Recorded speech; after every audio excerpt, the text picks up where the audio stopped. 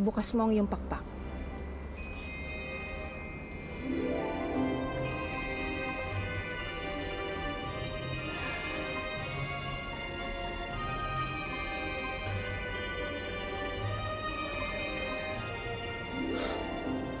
Huwag mong pilitin. Ipikit mo ang iyong mga mata.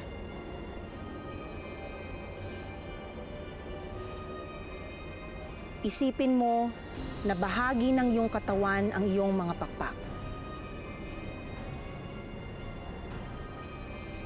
Buksan mo ngayon ang iyong pakpak gamit lang ang iyong isip.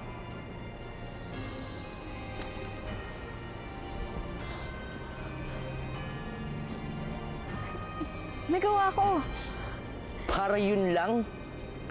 Dapat matuto ka rin pagtanggol sarili mo. Oh. Ano, kaya mo ba?